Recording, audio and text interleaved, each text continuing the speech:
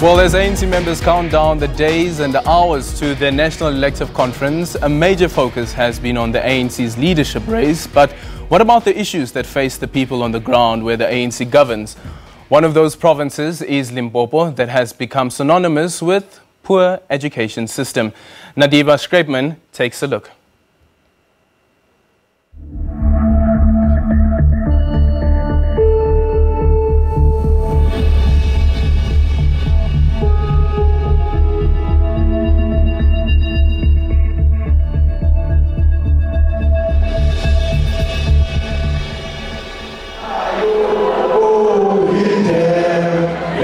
With just a few days to go before the new leader of the ANC is announced, we travel to Limpopo to look at burning issues in the province that effective leadership should address. Limpopo's school system offers little hope to children to exit the poverty cycle. One of the many problems with school infrastructure and education is the issue of sanitation. In 2014, at a school in Limpopo, a pit toilet collapsed under 5-year-old grade 1 learner Michael Komape. He drowned in human excrement. We arrive in Limpopo near the end of Michael Komape's court case hearings. Section 27 is suing the Department of Basic Education on Michael's parents' behalf. We want justice for Michael. There's nothing that will bring back Michael. There's no amount of money that will bring back Michael, and that will give us happiness. To be honest, money is nothing.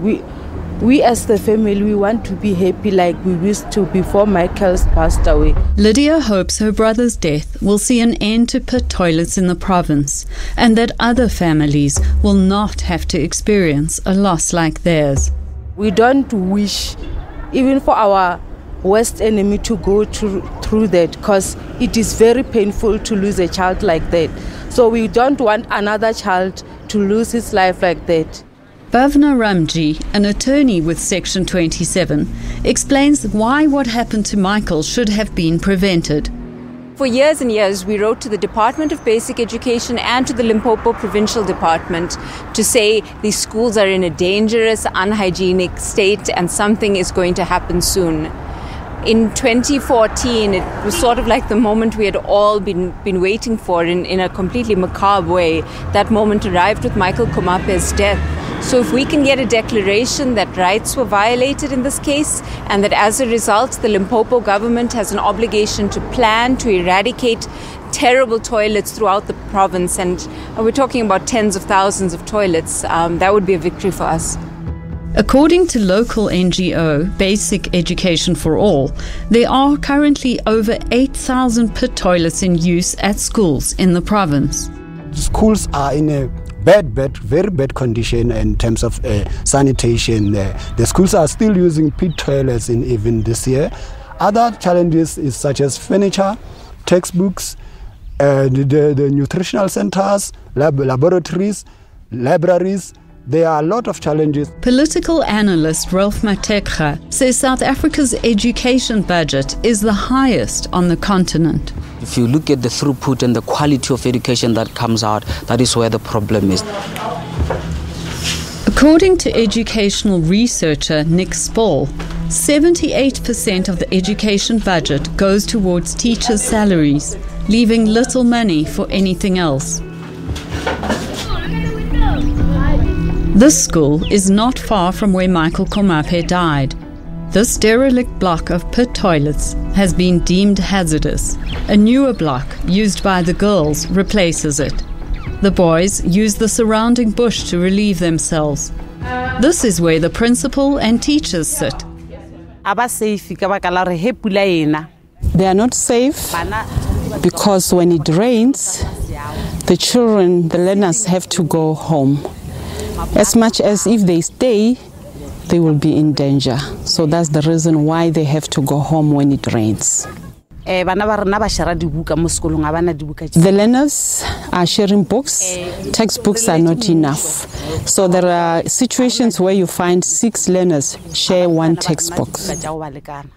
Mrs. Ramaroka says the student governing body has approached the department several times to no avail.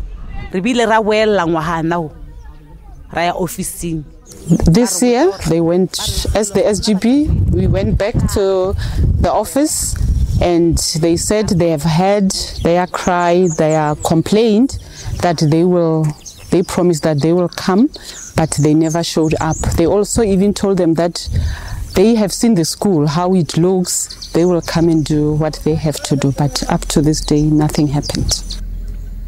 Despite the myriad problems with education, no-fee schools have enabled the poorest communities to access education. If you look at the feeding scheme at that level, you realize that at least there is a livable, much more acceptable conditions of the schooling. In 2012, after complaints over the non-delivery of textbooks to schools, Section 27 went into Limpopo province to investigate. We went into the schools to find poor infrastructure, terrible desks and chairs, no proper sanitation, transport to school. Many of the learners had to walk very long distances to get to the school, often getting there hungry, tired, and unable to actually concentrate. We found overcrowding in many of the classrooms, particularly those schools that communities felt were good. All the children would be sent to those schools, and so you had about 106 learners in one classroom. One of the reports that was done by Nick Spoo showed that for every 100 kids that get into grade 1, only about 60 of them managed to write matric. And then of those who've written matric, 34 of them will pass. And of the 34 that will pass, around 16 will qualify to go to university.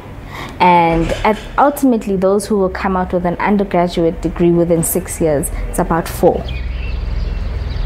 The high level of school dropout in rural areas like Limpopo sees an influx of unemployed youth taking to the streets of Johannesburg to try and make a living. What do these statistics spell for the future of our youth? It means having a youth contingent that is unable to contribute to the economy and make a living for themselves. It actually means poverty, unemployment, and continued inequalities. I spoke to the chairperson of the ANC Youth League in the province, Che Selani, to find out their stance on the high levels of school dropout and unemployment in Limpopo.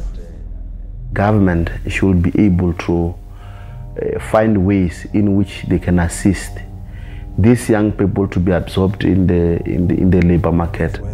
The Limpopo Youth League has come out in favor of radical economic transformation, which forms part of Nkosazana Dlamini Zuma's campaign rhetoric, and which Selani defines as the following. We need free and quality education. We need to bridge the gap of unemployment in the country.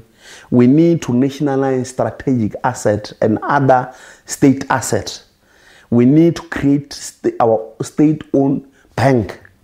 Land should be distributed accordingly. Selani and the Youth League are dissatisfied with the current provincial administration, which is aligned with Cyril Ramaphosa. He says the Premier, Stanley Matabata, has been largely ineffectual. Since he has been the Premier, the chairperson, he has never taken even 5 children to school. He has never done that. He has never employed 100 young people. He has never done that. We have never seen it.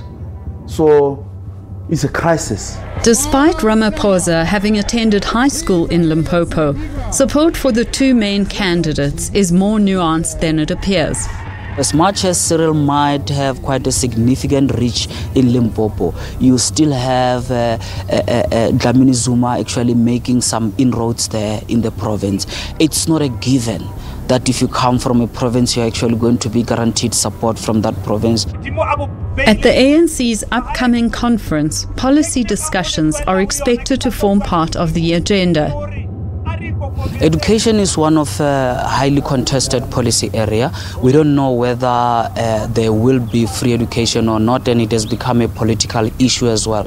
But also, if you look at the economy, there is this talk of radical economic transformation, which could actually bring in a complete shift when it comes to how things went about. Maybe South Africa doesn't need grand ideas around policy. Maybe we just need to strengthen state capacity. make sure we deliver on the basics and leave aside the grand ideas about policy, grand ideas such as radical this, radical that. They have not been treated in a way that they substantially make a difference when it comes to resolving problems in South Africa.